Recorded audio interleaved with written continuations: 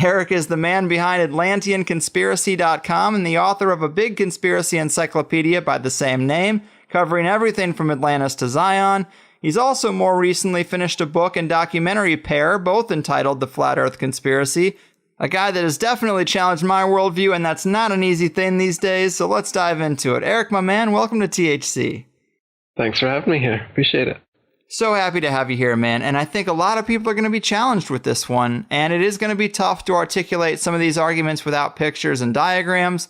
But what I've seen has raised some serious red flags with a lot of things that we take as a given. Everything from the existence of nuclear weapons in the International Space Station to the makeup of the Earth and the entire universe itself. So let's not beat around the bush, man. You know, to challenge the heliocentric model of the solar system is pretty blasphemous in today's world. So how do we start to unravel some of this stuff? What are some of the biggest red flags with our traditional understanding that should start putting those first cracks in the listener's preconceived notions? Sure. Well, just our common sense everyday perception of the Earth, it is flat as far as we can tell. It is motionless as far as we can tell. And everything in the sky is revolving around us as far as we can tell. If nobody told us otherwise, we'd logically assume that the Earth was flat, motionless, with everything in the sky revolving around us. And you can prove that this is the case as well, for instance, with the horizon. As you rise up, no matter how high you go on the top of Mount Everest, or if you go in a balloon higher and higher, as far as 20 miles up and higher, we've gotten independent balloons have gone up with cameras. The horizon remains flat all the way around and rises to the eye of the camera all the way up. Now, if the Earth were a ball, no matter how big, the horizon is said to be the curvature of the ball. So as you rose up, the horizon would stay where it was, and you'd have to look down if you're in a hot air balloon, down further and further as you rose up, and the horizon would be below you. But in fact, as high as any non-NASA, RASA, or other Freemasonic space agency has ever shown us, as far as any independent camera has ever gone up with an independent rocket or balloon, as far as 20 miles up, totally flat and rises to the eye of the observer. So that's one proof. Of course, you can measure curvature if it actually existed. They say the ball Earth is 25,000 miles in circumference, and using spherical trigonometry, it figures out to 8 inches of curvature per mile squared. The mile is squared, so for 2 miles, it would be 2 times 2, 4 times 8 inches, 32 inches. And for the third mile, it's 3 squared, which is 3 times 3, 9 times 8 is 72. So you're going 8, 32, 72, 128 inches, and so on. And this is the kind of curvature that would exist on a ball. And specifically on a ball 25,000 miles in circumference, as they say it is. So you can check with theodolites and telescopes and different methods, lasers, to see if the Earth actually does have that curvature. And it's been tested over and over again and found to have no curvature whatsoever. So I mean, even if they had the number wrong and it was 100,000 miles in circumference, there would still be a calculable, measurable curvature that just isn't there. What you're seeing here is a mirage. The only place curvature exists is in NASA photos and videos, and those can be proven to be CGI fakes, and the early ones were literally taken through a round window to make the Earth appear round. An old reel received by mistake. It contains the raw or unedited footage of the crew of Apollo 11, Michael Collins, Edwin Aldrin Jr., and Neil Armstrong, staging part of their mission for nearly an hour in living color, with exceptionally clear behind-the-scenes audio of conversations discussing the techniques used to achieve a disingenuous picture depicting the Earth at a distance, in order to falsely demonstrate their far journey from it and their ability to survive passing through the Van Allen radiation belts.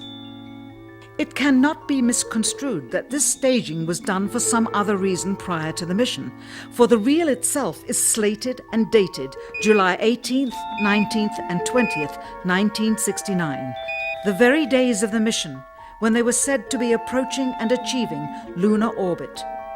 And that's it. It's just photo trickery and brainwashing that's got the world thinking that we're on a ball spinning around the sun with a magical force called gravity holding us on the underside of this spinning ball. It's all just brainwashing that we've received. It's pseudoscience accepted as legit science. But real science has confirmed geocentricity in the flat Earth for thousands of years. The flat Earth was known to ancient cultures all over the world for thousands of years, and it's actually a relatively recent phenomenon that people have been believing we're on a big ball spinning around the sun. Pythagoras first came up with it about 2,500 years ago. He's also often considered the first Freemason, and it didn't go anywhere much from there until 2,000 years later. Copernicus picked up where he left off, another Jesuit Freemason, and he really picked things up, and Kepler and Galileo and Newton, and now Einstein and NASA, Sagan and Neil deGrasse Tyson, all these people, they're all part of this Freemasonic club that is building a pseudo-scientific worldview to indoctrinate the slave class so that we can be propagandized into doing anything. This is basically the biggest thing you could possibly lie about. So the psychopaths who control society are interested in world domination. The best way to brainwash the whole world is to lie to the whole world about what the world is. What is the earth under your feet? What is in the sky above your head? Where did we come from? You know, it's now, this lie has now evolved into a Big Bang evolution, heliocentric spinning ball cosmology, when in reality, we're not a cosmic accidental sneeze, nothingness turned everything. This is quite obviously intelligently designed, this thing we're experiencing here, this life, this universe. I can't believe anyone in their right mind can look me in the eyes with a straight face and say, no, man, it's all random. This is all just random. But people do. Yeah, right. I think you make a lot of great points, man. And I think the curvature argument is pretty damn strong. And I pulled this off your website in the comments section because, to your credit, you spend a lot of time writing thorough answers to questions and responses to critics. And that's where a lot of my questions got answered. And so here's a little more detail about the curvature argument from your site. It seems like lighthouses are one great example. This first one you have is the Isle of Wight Lighthouse in England. It's 180 feet high and can be seen up to 42 miles away, a distance at which modern astronomers say the light should fall 996 feet below the line of sight. Why can you still see it? And then you have several other good examples in the lighthouse department, but another one worth mentioning that people be familiar with is the Statue of Liberty. It stands 326 feet above sea level, and on a clear day can be seen as far as 60 miles away. Now, if the Earth was a globe at the dimensions that they give us, that would put Lady Liberty at an impossible 2,074 feet below the horizon. These examples seem hard to rectify unless there's some obvious answer that I'm missing, but I would say this is a pretty compelling thread of evidence, my man. Yeah, the distance at which the light from lighthouses can be seen at sea is just way too far for the Earth to be a ball 25,000 miles in circumference. Another great example is the Notre Dame Antwerp spire, standing 403 feet high from the foot of the tower, with Strasbourg measuring 468 feet above sea level. And so with the aid of a telescope, ships can be seen on the horizon, and captains declare they can see the spire from an amazing 150 miles away. If the Earth were a globe, however, at that distance, the spire should be an entire mile, 5,280 feet below the horizon.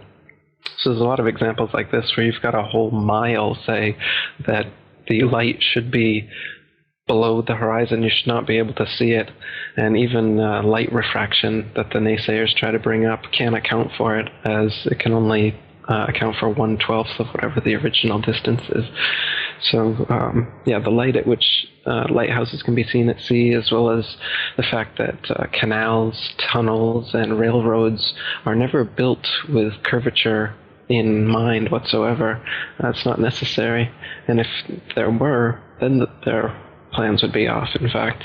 I've got quotes in my book from railroad engineers and canal builders saying how it's hard enough for railroads to make curves horizontally, let alone if we were on a ball, and railroads would have to be curving up on the ball. And they give examples of different railroads over the Earth and how long they are and how much curvature they'd have to be ascending, and how it would be so impossible for the trains to be able to go up this curve, because trains are made to be on a level. They just can't operate that way. So there's a lot of proofs like that. You mentioned Neil deGrasse Tyson, and one compelling thing you have in your documentary is Neil deGrasse Tyson is on TV and he's talking about the shape of the Earth, and he's talking about how they just discovered now that the Earth is more pear-shaped than it is round. So Earth, throughout its life, even when it formed, it was spinning, and it got a little wider at the equator than it does at the poles. So it's not actually a sphere,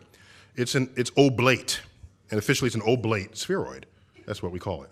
But not only that, it's slightly wider below the equator than above the equator. A little chubbier. A little chubbier. Yeah. Chubby's a good way. It's like pear-shaped. Yeah. And I'm thinking, well, we've been seeing pictures of the Earth from space, and it's a perfect circle. So either you don't know what you're talking about, or those pictures aren't real. This is a serious disconnect that's hard to rectify, Neil. Absolutely, yeah. And they've said that it's a sphere, and then they've said that it's an oblate spheroid flattened at the poles, so it's kind of like smushed. And now more recently they're saying it's an oblate spheroid flattened at the poles with a bulge in the south, so it's kind of pear-shaped. So they keep changing it, but you're right, the pictures that they've given us, they show a perfect circle. They don't show any sort of bulge or oblateness as they claim exists. And people say, oh, well, it's just not enough to be seen. But they're claiming it's quite a bit. He said it's the amount of Everest above sea level is how much more oblate it is, supposedly. Right. You would think that would show up in the pictures. Now, a lot of people's first question is going to be, well, where's the edge? And I was surprised to see how easy that is to rectify, but I'm sure you get that a lot. How do you tell people when they come at you with, well, where's the edge? Why aren't people sailing off the edge or whatever? So in the flat Earth model, the North Pole is in the middle, and the Earth is a disk shape, and the Antarctica is all the way around, holding the oceans in. And so it's a fact, if you're at the North Pole and you go south, no matter which actually, it doesn't matter where you are. If you go south, eventually you're going to end up in Antarctica. But on the ball model, it's just a little ice continent underneath the ball. Yet in this model, it's all the way around you, holding the oceans in. As for whether there's an edge beyond the Antarctic ice plateau, this wall that holds everything in is about 100 to 200 feet tall. And once you climb up on the ice wall, it's a plateau of snow that just goes on and on and on. And the public and myself are ignorant at the moment as to whether there is an edge at some point, whether there'd be a barrier, a dome, as many ancient cultures have said there is, or whether it's an infinite flat plain and it's just snow, ice, wind, and darkness forever. So that's still a mystery, how the ice actually terminates. But it is a fact that if you travel south from anywhere on Earth, you will end up at the Antarctic ice wall. The lie is that there's a South Pole, and they've put a ceremonial red and white barbershop pole with a ball Earth on top of it at an arbitrary point along the Antarctic ice. And they even admit that it's not the actual South Pole, and they have this complex model how the North and South Poles on the ball Earth are constantly moving because of the nature of the molten magnetic core of the ball Earth they claim exists. But the real reason is they have guided tours there to the South Pole, and if you took a compass and you stood at their ceremonial pole, you should be able to walk in a circle and north would be in every direction. But of course that wouldn't happen, and so they'd have to answer to all these tourists every year as to why the South Pole clearly isn't the South Pole. And they even admit it. You can see on YouTube, and they give their complex answer as to why it's always moving and you can never really find it. Same with the North Pole. In fact, if you watch North Pole documentaries, they always claim they're at the North Pole, but they're only showing a Garmin with 90 degrees north latitude. They never pull out a compass to actually check if they're at the North Pole. They're just on some ice somewhere, could be anywhere on Earth, and then they're like 3 feet, 2 feet, 1 feet, we're at the North Pole. And 15 feet, 12, 10, 2. North Pole. Top of the world, guys. Top of the world. We'll get that in a minute, Jake. Just some random ice, nothingness. So yeah, it's easy to lie about these things. And these no man's lands, the North Pole and the Antarctica, they don't allow us to independently explore them. So people like Rodney Clough or Jarl Anderhoy, independent explorers who've wanted to go to the North Pole and Antarctica without getting government pre-approval and only going with their escorts to the places they want you to go, they've actually been turned around at gunpoint by military vessels, not allowing them to go in. Jarl Anderhoy's faced jail time and fines for it as well. So they definitely don't want us exploring what is in the middle of the flat Earth and on the edges. They keep us in the middle. Yeah, I find it really interesting. And the first thing I had thought when I was getting into this is like, well, what about airplanes? People fly from North America to China to Europe, all around the globe, or, the proposed globe.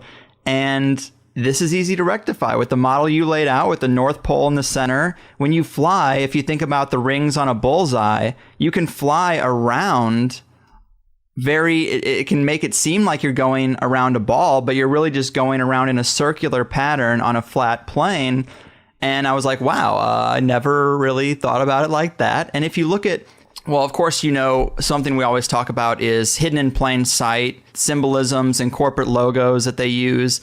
And if you look at the UN flag, this is exactly the model you're proposing. And it even has an overlay of like a bullseye pattern that shows you the overlay is exactly how planes would fly around or how ships would navigate around. But it's really odd that the UN flag would take up the exact same composition or damn close to the flat Earth model. Yeah, the UN flag is a flat Earth map. You can look at it. It is not a ball Earth. It's a flat Earth. And the bullseye you're talking about that's over it, if you count the number of holes they've got there in the bullseye, there's exactly 33. So what they've got is a flat Earth divided into 33 sections. And I'm sure you're aware that 33 is a significant occult number, especially among the Freemasons, who are the ones in charge of this whole deception, as I said, from all the way back to Pythagoras, the first Freemason who thought up this ball Earth theory, through Copernicus and Galileo and Newton and right up to today, Neil deGrasse Tyson, etc.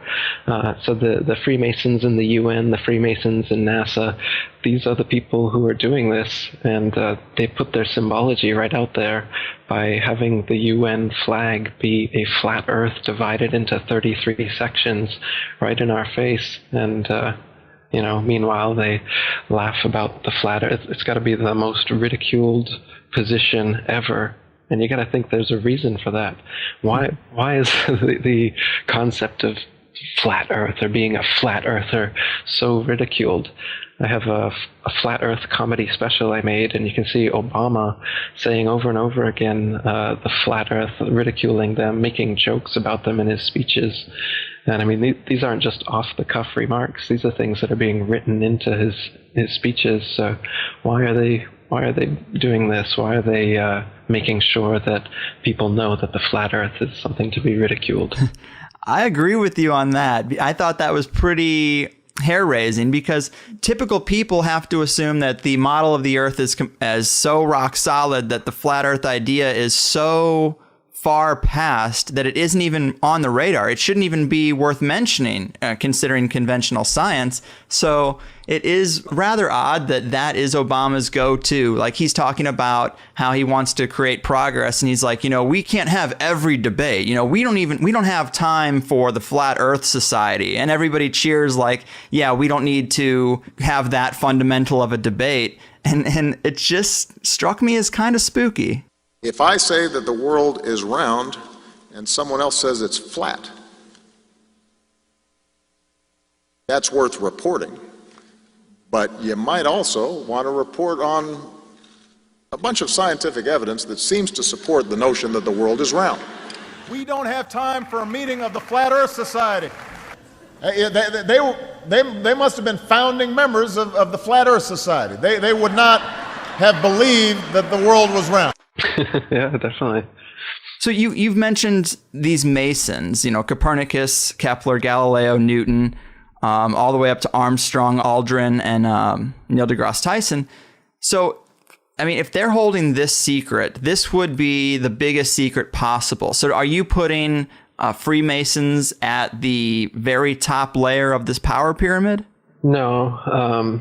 The Freemasons seem to be the foot soldiers who do all the dirty work, but they're definitely part of a grander scheme involving the Vatican and Jesuits and world royalty and other secret societies. So there's definitely a big network.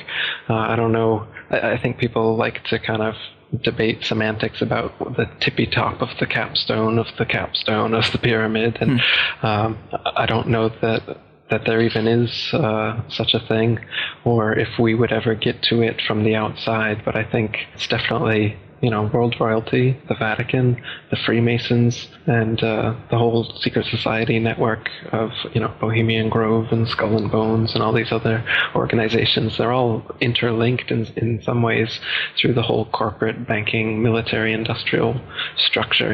The thing's pretty well interwoven. Every country is a tax farm. There's nowhere on earth you can go to get away from paying taxes and obeying government laws, right? So, they make it sound like America and Russia are sworn enemies, or North Korea or Iran or whatever. They're always giving us boogeymen, but the real boogeymen are all the governments and the people who work for governments. They're all mafia organizations in the sense that they couldn't exist and wouldn't exist if it wasn't for the violence and coercion they use to steal tax money from their populations. Whether it's a democracy, socialism, communism, fascism, every ism involves taxation, forced stealing money from the population to fund the bureaucracy that continues stealing money and writing laws and imprisoning the population, and then making more money off of imprisoning the population, as they do in America with the private prisons, and profiting off the inmates' labor and whatnot. So they've got a big profit margin going here for this scheme, and it's really well interconnected. And to debate about the tippy top all the time, as many conspiracists like to do, I think it's more important to just see that this is a huge network, and it encapsulates literally everything that the conspiracy encyclopedia, has. Yeah. Great points, man. I don't think anyone would disagree with that here. You talked about Antarctica, of course, and people going there and getting turned away at gunpoint. But what about, say, the early explorers? Do we get any indication that the composition is the way you've described from the early explorers who tried to get down there or tried to sail around Antarctica or anything like that? Yeah, the early sailors that went to the Antarctic, like James Clark and Captain Cook, they spent years trying to find an inlet into the Antarctic ice. On the Ball model, it's supposed to be only about 12,000 miles around the Antarctic ice continent, but on the flat Earth map, it would be much bigger than that. And in reality, when you sail around it, as I said, it takes 3 or 4 years, and they weren't going in a straight line, but they were chartering 50 or 60,000 miles around as they were trying to find an inlet into the ice wall, never able to find one. Yeah, and you also have, and this is another quote that I pulled off your site, a guy named William Carpenter. He says, "Yes, but we can circumnavigate the South easily enough," is often said by those who don't know. The British ship Challenger recently completed the circuit of the southern region indirectly, to be sure, but she was 3 years about it and traversed nearly 69,000 miles, a stretch long enough to have taken her 6 times around the globular hypothesis. Which is interesting because you can then visualize someone trying to get around this island they have in their head, this big island of ice, this big continent of ice, this idea they have in their head, and they're trying to get around it by just going the same direction.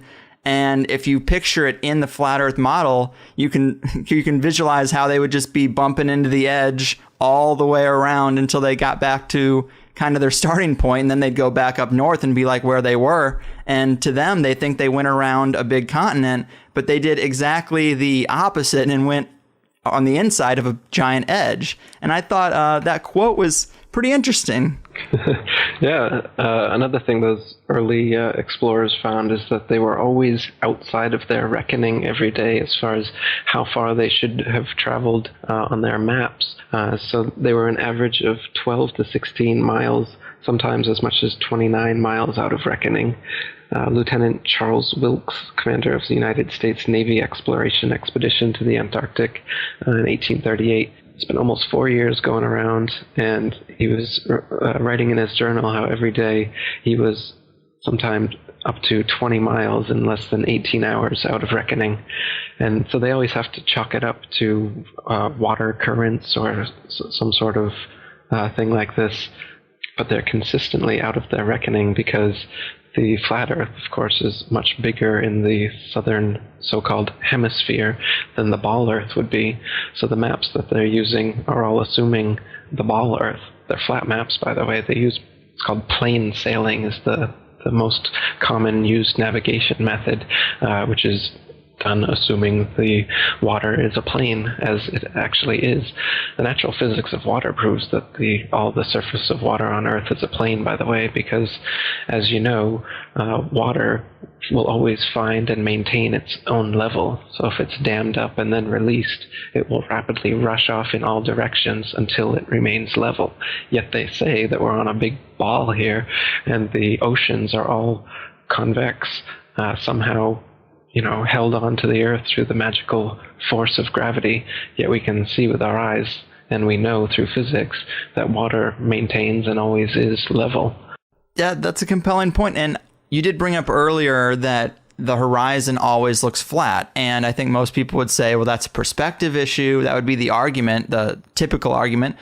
But if you haven't seen it, people should look at it. That you're right about the idea that there's people who have attached cameras to balloons, just independent people who've attached a high-def camera to a balloon, sent it up as high as they possibly could just to get that footage, because it is interesting to do.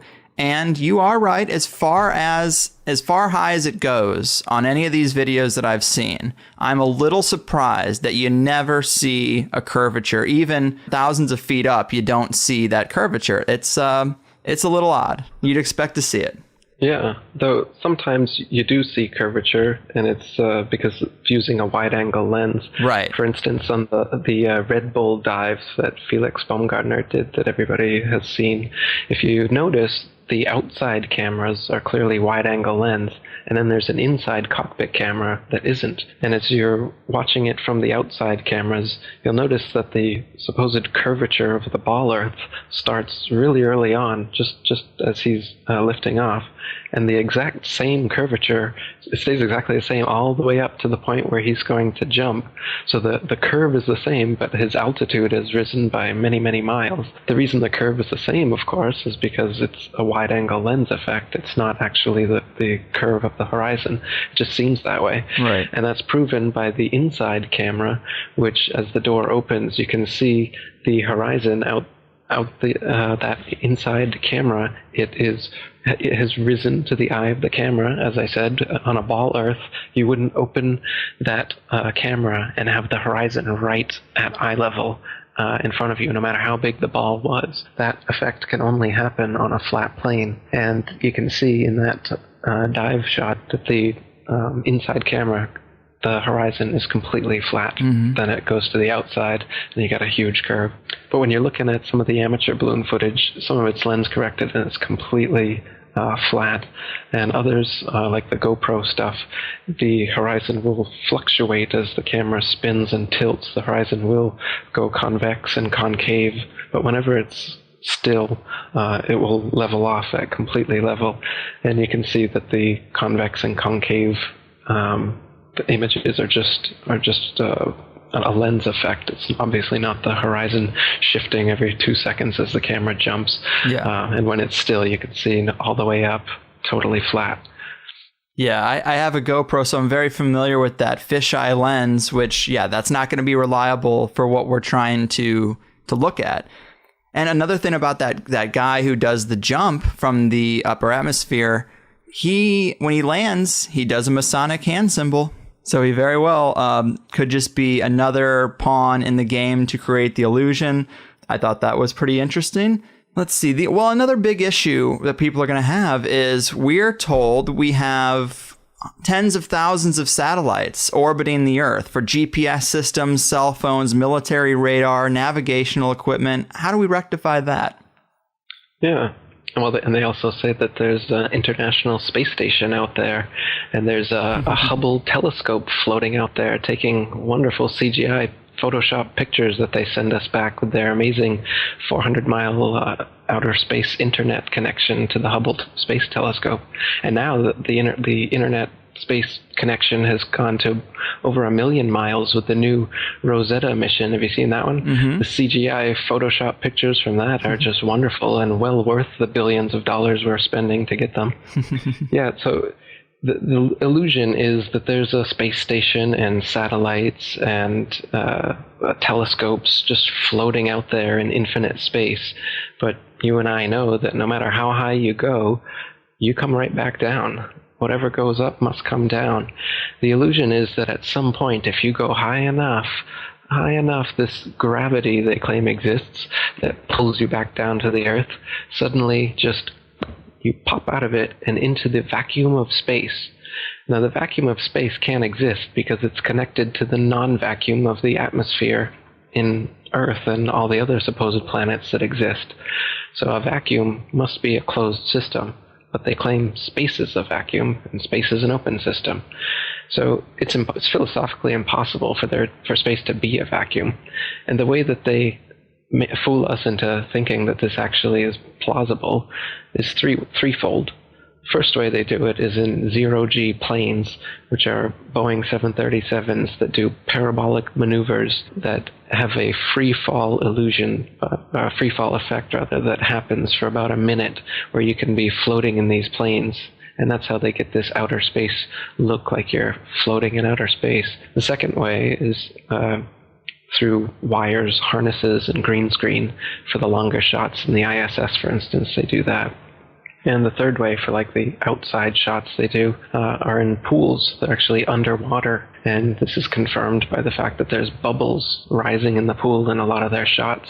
And people on YouTube have dissected a lot of the ISS and other supposed space footage and all the space bubbles that are coming out of their helmets. Some people are even wearing scuba gear. They found that as well. So that they fake these zero-G illusions by being in water, by being in zero-G planes, and by being in harnesses in front of a green screen. And that makes us think that it's possible that out there in space you could just be kind of floating around like they show us in the movies. But as far as we'll ever know, as far as you or I would ever know, we go as high as we can in a plane or a balloon or a rocket, and we come right back down. Even the rockets they send up, if you're honest about it, you'll notice that they don't go straight up. All their rockets start a parabolic curve, they start to arc over, and the ones they claim are successful are the ones that go out of view before they come all the way back down. And if anybody asks, why do they always curve over like that? They just say that they're going around the curvature of the ball Earth, and they'll reach escape velocity soon. And at some point, they'll just pop right out of the gravity, and then they'll be floating, which is another problem, because if you were in a vacuum and you were using rocket thrusters or anything to thrust yourself forward, you wouldn't go forward or in any direction you wanted to. You just spin wildly out of control like a gyroscope in 360 degrees in 3 dimensions, spinning wildly. You don't go anywhere that way. So the whole idea of space travel is a big joke. It's all science fiction. Yeah, the other thing I thought was really compelling about the satellites is you talk about just go on Google and do an image search for satellites. A lot of the stuff you see is going to look pretty archaic considering modern technology because they've been using the same model for so long. But almost everything, well, if this model is to be true, it'd have to be everything. But everything you see looks CGI, or it looks like a little computer graphic of a satellite. Where are the pictures of Earth with 20,000 satellites orbiting it? If we have an International Space Station, can't you get a photograph that has all these little dots that should look like lice all around the Earth's outer atmosphere. That's one issue, but also the temperature. They tell us the thermosphere is 2,000 degrees Celsius. Well, what metal is going to be able to withstand that kind of heat? What computer can survive in that environment? Yeah, that's right. Those are two more good points for why satellites, well, we shouldn't just assume that these things exist just because people say they do. If you want to be scientific and you want to be a real skeptic, you want to be a critical thinker, then you should only accept things that you can verify with your senses and with evidence yourself. So, people think it's crazy to believe that satellites don't exist. But really, it's crazy to believe that satellites do exist when you have no evidence and can never verify it for yourself. Just like these space programs and space telescopes and all these other things that we will never confirm. As far as we know, if I go up on a plane and I jump out, I'm coming back to Earth. Doesn't matter how high I go. I'm not going to start floating at some point like they claim happens, and has to happen if there are satellites out there. But as you said, if you look at the pictures of satellites and the pictures that these satellites are supposedly taking, they're all CGI. The satellite itself is fake. The pictures of the Earth look like cartoons. They claim almost all of them are composites, which is their word. They say that they receive ribbons of imagery from satellites, which is their term they use to tell us, why we don't just get a friggin' photograph. So they say we get ribbons of imagery, and then they have to splice the ribbons of imagery together in Photoshop. So they even claim, they even admit, NASA workers themselves have admitted that they have to use Photoshop on the satellite images. It's just how the data is received, and so that's how it is, man. Yeah. NASA's Rob Simon made this. Simon's job is... It's primarily taking data and making pictures out of it. That's what this is, a composite of data sets from several different instruments translated into a picture. So we actually had to take clouds out. They stashed the clouds for later, went onto the ocean. That came from an instrument that measures phytoplankton in the sea. Where it was low, I colored it dark blue because they're low mostly in mid-oceans. And then where it was a little bit higher, it was like a little bit brighter green. Then add the clouds back in. There's a small problem with it because there's a very slight gap in between each orbit. So some of those are painted on. It is photoshopped, but it's has to be. Then there was another layer to sort of simulate the atmosphere. And then there's this little bright spot. It's called the specular highlight. So it's the reflection of sunlight off of water. Those are the pieces, but you can't just slap them all together. It just didn't look realistic. It looks kind of flat, or the clouds are sort of too see-through. So I just hit Command-Z a lot. There's artistry to creating the world. What I imagine it to be. Unfortunately, I'm not an astronaut. I've never been to space. But I've looked at these images over and over again, trying to sort of get the essence of it. It is photoshopped, but it's has to be. It is photoshopped, but it's has to be. It is photoshopped, but it's has to be. It is photoshopped, but it's has to be. What about, say, longitude and latitude navigation? How are we having whole industries of pilots flying around and no one's really catching on?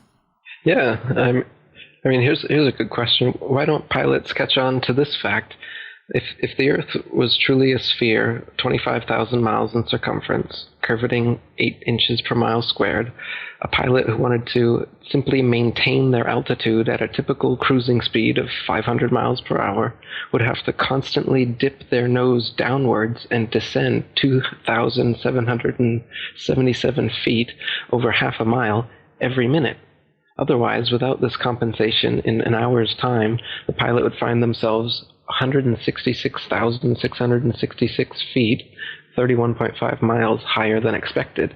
You just end up flying off into outer space if you weren't constantly dipping your nose down to fly around the ball.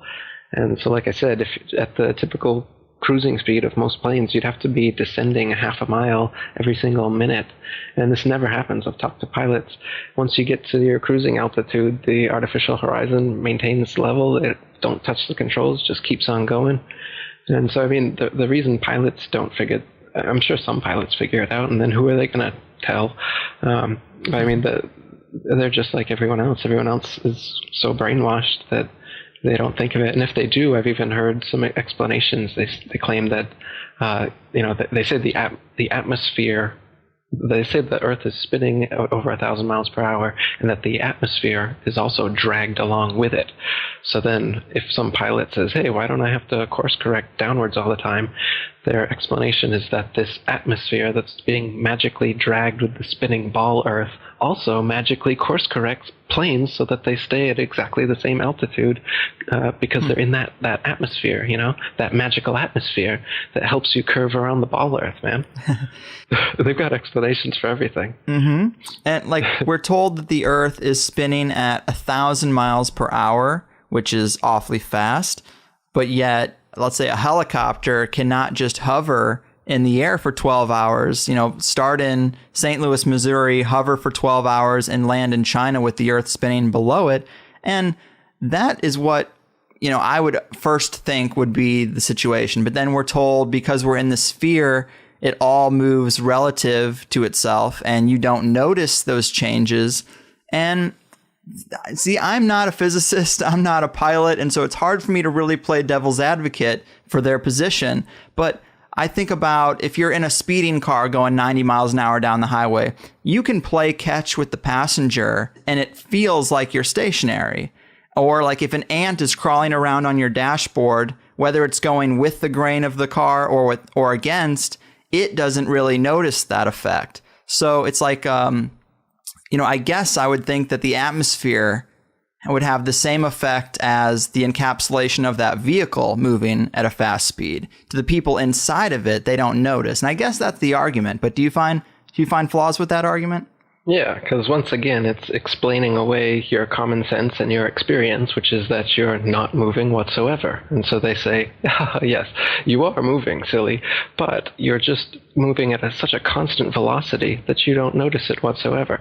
Now, even if you're in the best Rolls Royce over the best tar, smoothly going, you close your eyes, I can still tell I'm moving, and that's not going 1,000 miles per hour. That's just going 50 or whatever we're talking about here.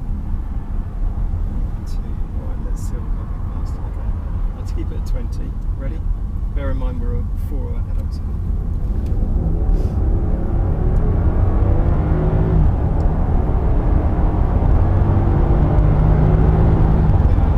Even in an elevator, just an elevator going up, I can feel that. I have a really sensitive stomach, so I can tell, and I get sick if I'm doing some sort of motion that's anything on par with what the Earth is supposedly doing. And so isn't that weird that just because it's a perfect constant velocity that my stomach's able to handle that, but just a little bit of a elevator malfunction and then I'm ready to, So these things don't make any sense. They just want to explain away your common sense with these kind of arguments. And like you said, if you were in a helicopter, you should be able to just go up, wait for the ball Earth to spin underneath you and land at your destination.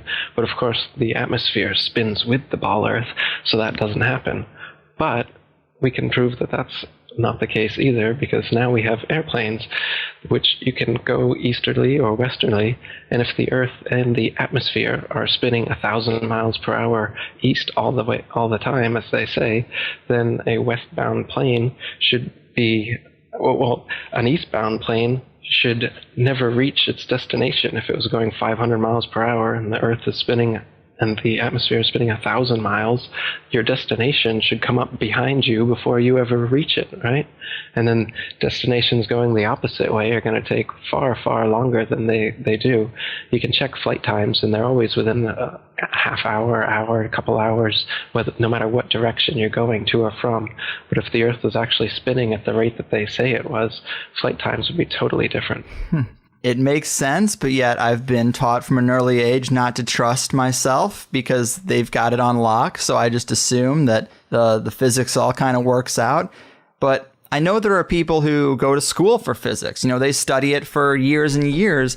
And it's just odd that none of them ever catch on to it. That I guess that guys like Newton created this entire fake science around a fake model, and yet all the math checks out. That's a little hard for me to rectify.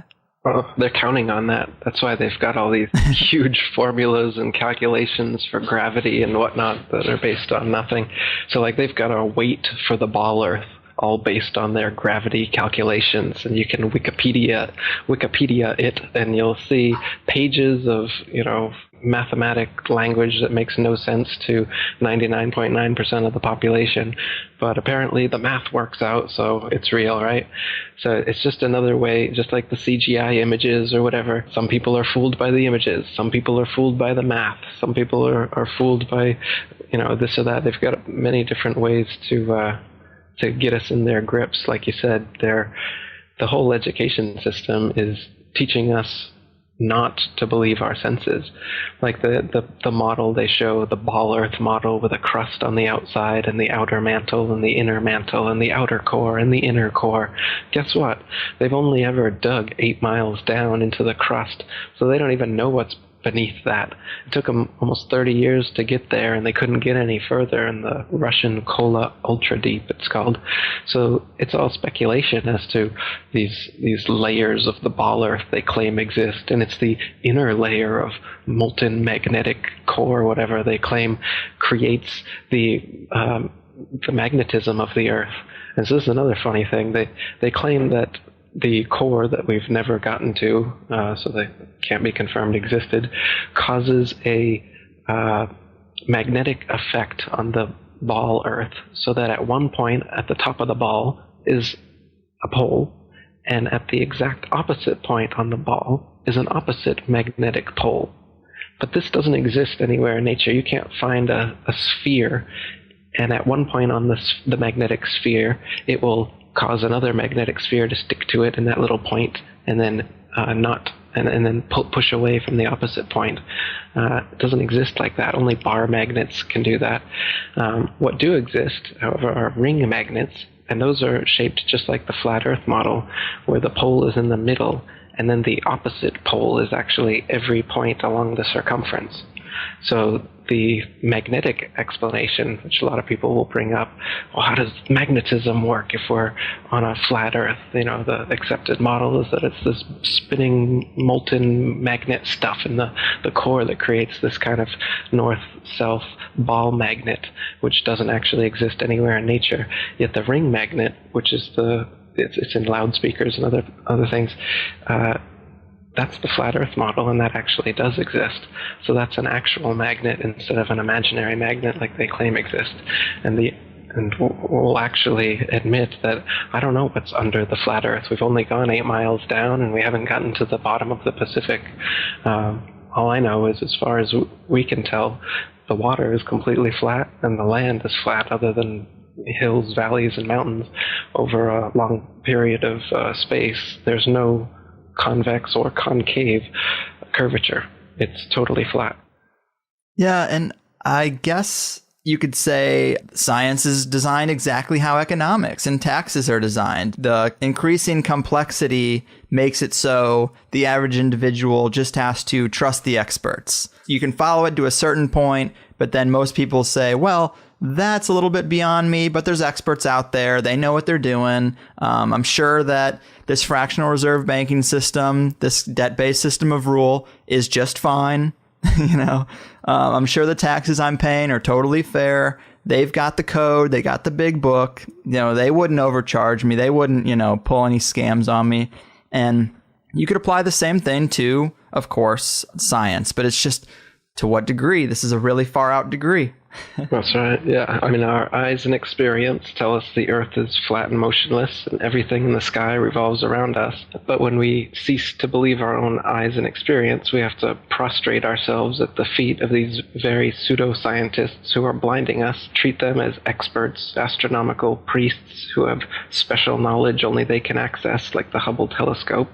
So by brainwashing us of something so gigantic and fundamental, it actually makes every other kind of lesser indoctrination a piece of cake. Earth being the flat, fixed center of the universe around which everything in the heavens revolves gives a special importance and significance not only to Earth, but to us humans, the most intelligent among the intelligent designers' designs. By turning Earth into a spinning ball thrown around the sun and shot through infinite space from a godless Big Bang, they turn humanity into a random, meaningless, purposeless accident of a blind, dumb universe. So it's like trauma-based mind control, beating the divinity out of us with their mental manipulations. People are always asking, why do they do this? Other than the obvious profit margin motive, NASA being the biggest black budget black hole in existence, sucking in over $30 billion taxpayer money for the fake moon landings alone. Nowadays, hundreds of billions of dollars, and not just NASA, but RASA and all the other fake space organizations around the world, giving CGI images for hundreds of billions of dollars. So this modern atheist Big Bang heliocentric globe Earth chance evolution paradigm spiritually controls humanity by removing God or any sort of intelligent design and replaces purposeful divine creation with haphazard random cosmic coincidence. And so by removing Earth from the motionless center of the universe, these Masons have moved us physically and metaphysically from a place of supreme importance to one of complete nihilistic indifference. If the Earth is the center of the universe, then the ideas of God, creation, and a purpose for human existence are resplendent. But if the Earth is just one of billions of planets revolving around billions of stars and billions of galaxies, then the ideas of God, creation, and a specific purpose for Earth and human existence become highly implausible. So by surreptitiously indoctrinating us into their scientific materialist sun worship, not only do we lose faith in anything beyond the material, we gain absolute faith in materiality, superficiality, status, selfishness, hedonism, and consumerism. If there's no God and everyone's just an accident, then all that really matters is me, me, me. So they've turned Madonna, the mother of God, into the material girl living in a material world. Their rich, powerful corporations with their slick sun cult logos sell us idols to worship, slowly taking over the world while we tacitly believe their science, vote for their politicians, buy their products, listen to their music, watch their movies, all sacrificing our souls at the altar of materialism. Touche, my man. It's a big deception. I'd say it's the biggest cover-up and conspiracy in history. We've been completely deluded for 500 years. Not everybody, but nowadays it's pretty well advanced. Yeah. Most of the flat Earth material you'll find still in existence is from the 1800s, and there was quite a debate going on then. So there's still quite a few people unconvinced of the spinning ball theory back then. But nowadays, with NASA and all the photo and videos that they give us, people don't really look too much further for evidence, as they assume that that's all real. Right. Obviously, it is a huge can of worms, and there's so many things, so many arguments. People say, well, what about, the planets? Are the planets are all fake? Yeah, there's a lot of things that our science has told us that are built off of the heliocentric model that they've given us. And I think that if there's any unanswered questions by the time we're done here, if people go online and take their question and they look it up on either the comment section of your website, or I was very surprised to see how many people really are questioning the heliocentric model online. I thought it would be far less, but if you take the question you may have and you ask it to the so-called experts on the idea, they will have an answer for you. And I guess I would say challenge yourself to try to stump one. Challenge yourself to try to come up with something that they can't explain, and then say it's bullshit. But until then, maybe you should keep an open mind.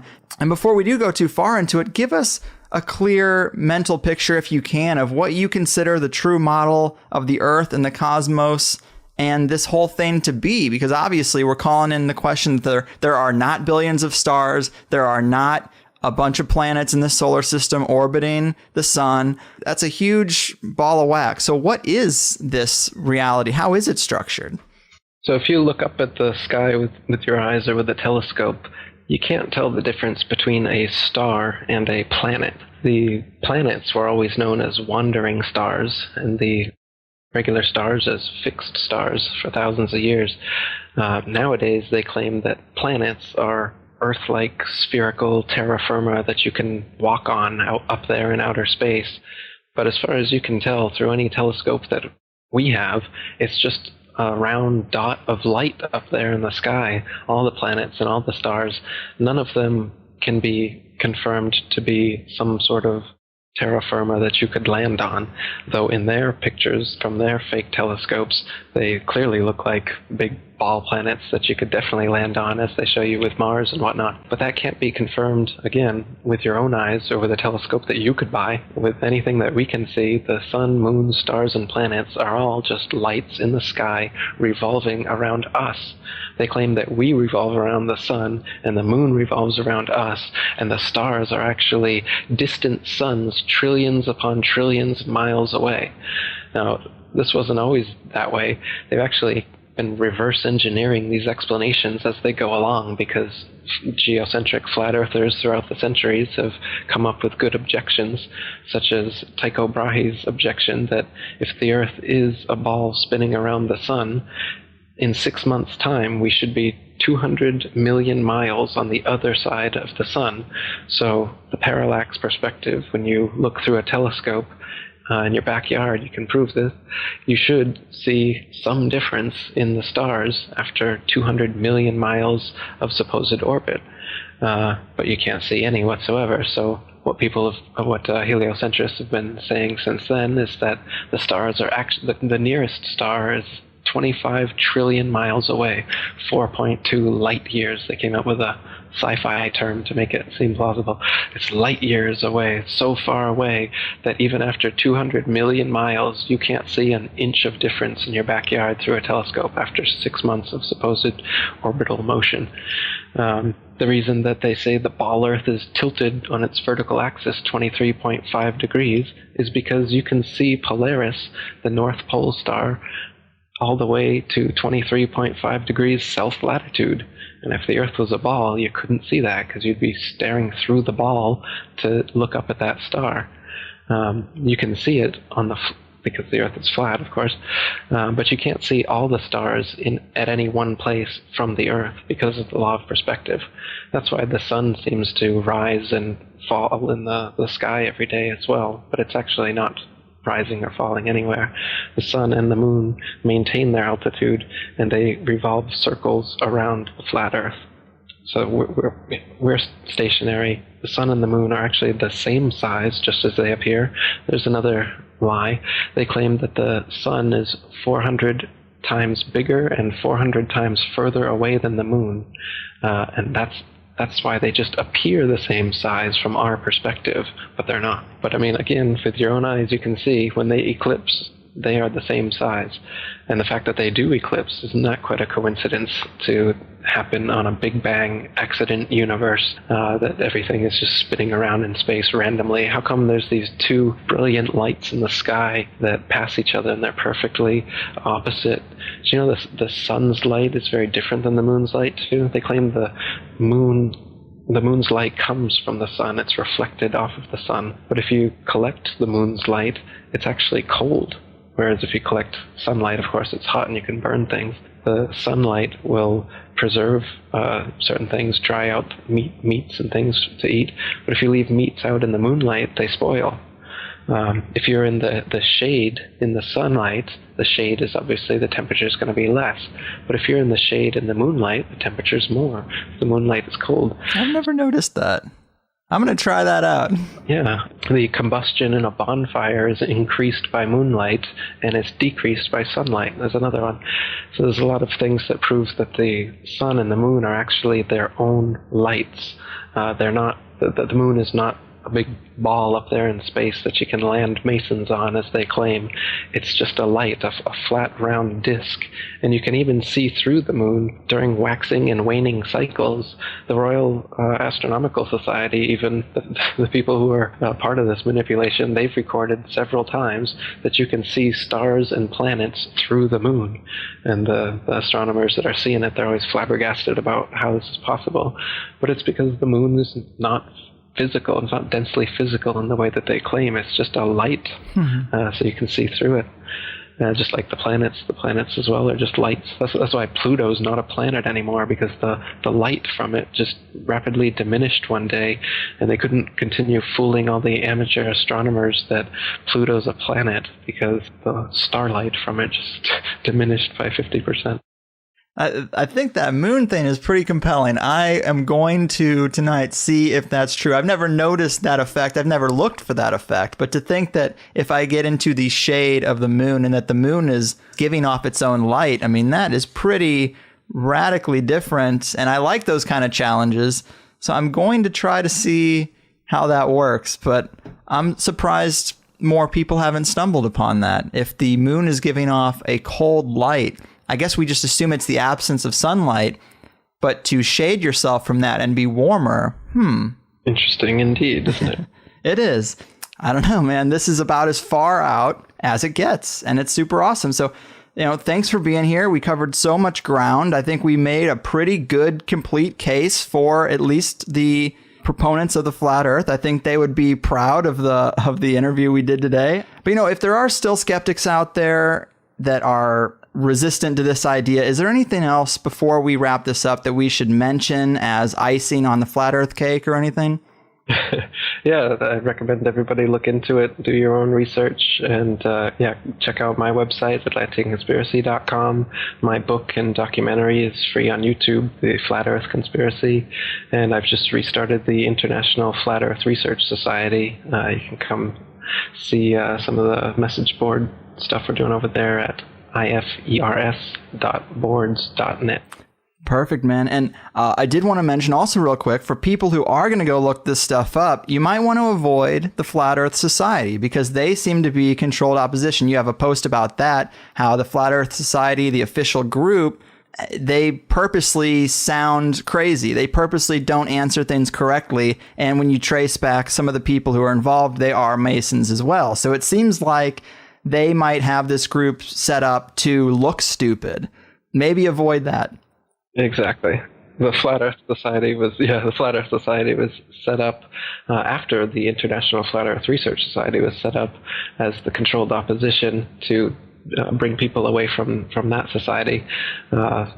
Charles K. Johnson, who ran that society, he had his house burned down and all of his flat earth material was burned in the fire, and he claimed to his dying day that it was done by a NASA agent who also tried to murder him. And so, the Flat Earth Society, what they do is they mix a bunch of false flat earth arguments in so that people who are considering the flat earth and trying to research it, they'll instantly come upon the Flat Earth Society material because it's at the top of all the search engines, and they'll have false arguments like instead of saying that gravity doesn't exist, as we got into a little bit, they'll say gravity exists, but it's explained by the flat earth disk constantly rising up 9.8 meters per second.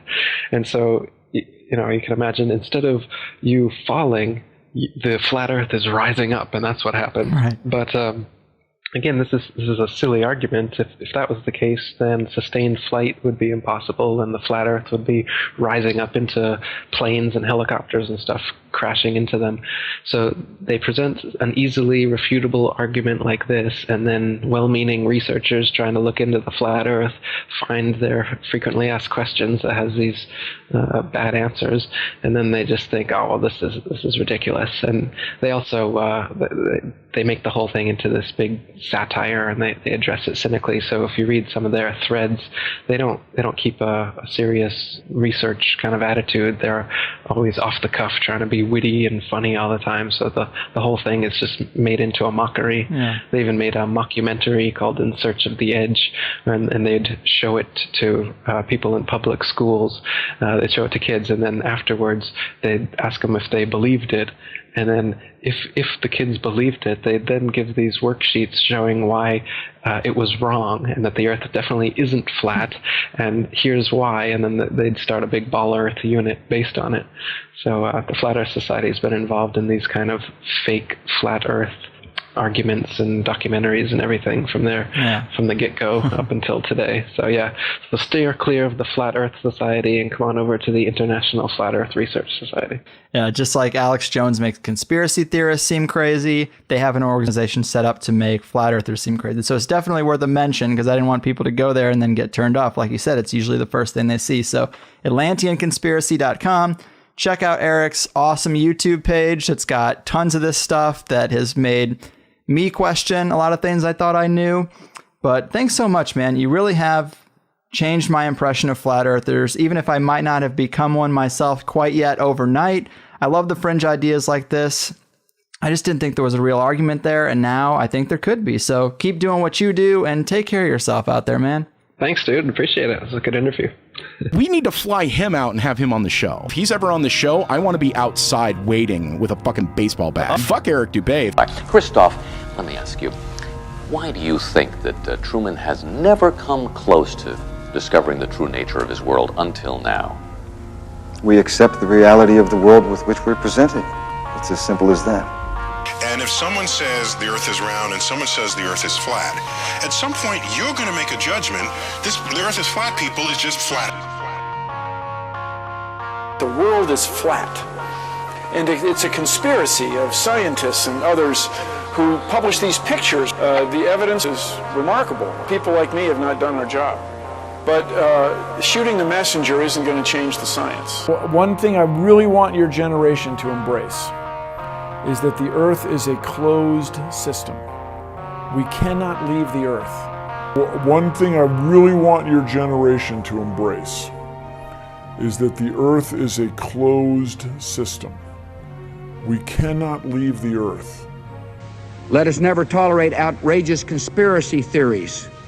Right now, we only can fly in Earth orbit. That's the farthest that we can go. And this new system that we're building is going to allow us to go beyond and hopefully take humans into the solar system to explore. So the moon, Mars, asteroids, there's a lot of destinations that we could go to, and we're building these building block components in order to allow us to do that eventually. Hi, my name is Dalton Spurlock, and my question is for Kate.